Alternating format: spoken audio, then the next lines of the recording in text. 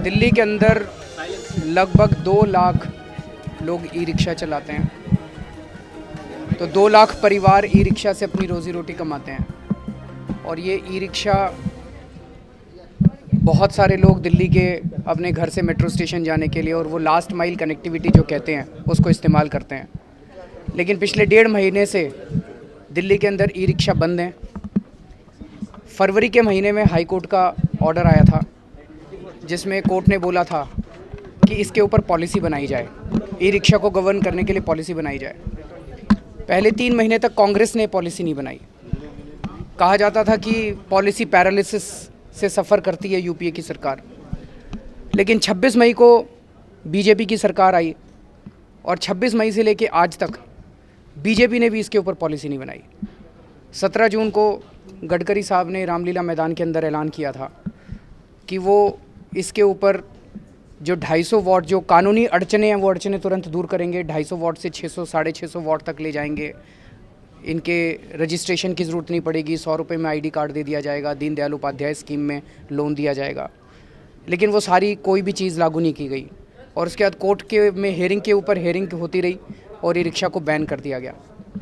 अभी उनसे बातचीत हुई, उन्होंने बताया कि कुछ ड्राफ्ट रूल्स बनाए गए हैं, वो रूल्स वेबसाइट पे डाले गए हैं और 10 दिन बाद 10 दिन में जनता से सुझाव लेके वो रूल्स नोटिफाई किए जाएंगे और उसके बाद ई रिक्शा दिल्ली के अंदर चल पाएंगे। तो अभी देखते हैं 10 दिन के अंदर, क्योंकि कई वादे हो चुके हैं उसके पहले भी। जैसे मैंने कहा 17 जून को भी किया था, उसके बाद मैंने सारे कोर्ट के ऑर्डर्स पढ़े हैं। हर हियरिंग में कहा जाता था कि सरकार पॉलिसी बना रही है, सरकार पॉलिसी बना रही है। तो एक तरह से जो पॉलिसी पैरालिसिस कांग्रेस के टाइम में चल रहा था वही पॉलिसी पैरालिसिस अभी बीजेपी के टाइम में दिखाई दे रहा है। अभी वो कह रहे हैं 10 दिन में, तो वो 10 दिन तो पहले भी हो सकते थे। तो अभी देखते हैं 10 दिन में अगर वो नहीं करते हैं तो फिर उसके बाद दिल्ली में आंदोलन होगा। वोट बैंक के तौर पर इस्तेमाल हो रहा है ई रिक्शा के साथ जो जुड़े हुए हैं लोग। मुझे लगता है किसी को भी इसे वोट बैंक नहीं समझना चाहिए। मेरे पास ये अभी कुछ दिन पहले आए थे और उसमें इतने गरीब लोग हैं, वो रो रहे थे मेरे सामने। किसी को भी इसे वोट बैंक की राजनीति से बाहर रख के हमें ये दिखना चाहिए, समाधान निकालना चाहिए। इसमें ना केवल 2 लाख परिवार शामिल हैं बल्कि इसमें वो लोग भी शामिल हैं जो कि रोज़ ट्रांसपोर्ट करते हैं। ये एक इम्पॉर्टेंट ट्रांसपोर्ट का हिस्सा बन चुका है हमारे दिल्ली का।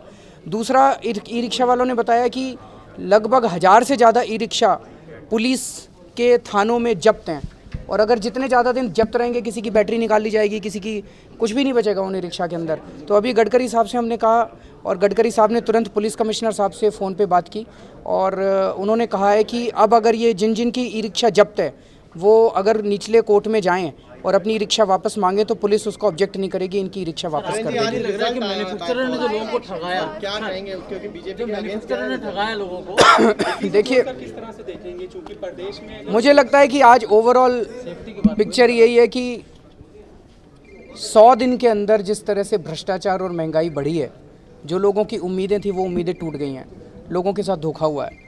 तो जो मोदी वेव थी वो मोदी वेव ख़त्म हो चुकी है और अब लोग रूबरू हो रहे हैं हकीकत के साथ।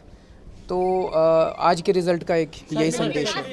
हमें पूरा विश्वास है केजरीवाल साहब पे, वो हमारे साथ आएंगे और जो भी हमारी उचित मांग है उसको पूरी करवाएंगे। 17 जून से हम आवाज़ें दे रहे हैं, हमारे बच्चे भूखे मर रहे हैं। किसी ने पैसा ब्याजों पे लिया, ब्याज पे ब्याज चढ़े जा रही है, गरीब आदमी भूखा मर रहा है। कोई किसी का बर्तन उठा कर ले जा रहा है, कहाँ जाएगा आदमी? पहले मिले आप गडकरी जी से जब रामलीला मैदान में उन्होंने बुलाया था, वहाँ भी आश्वासन दिया था। उसके बाद आश्वासन तो काफी दिया था लेकिन अभी तक कुछ भी नहीं हुआ, कार्रवाई कोई भी नहीं हुई। केजरीवाल जी क्या करेंगे उसके बाद आपके लिए अगर 10 दिन में नहीं हो पाता है? केजरीवाल जी बिल्कुल आश्वासन दिया उन्होंने, बिल्कुल वो हमारे साथ हैं।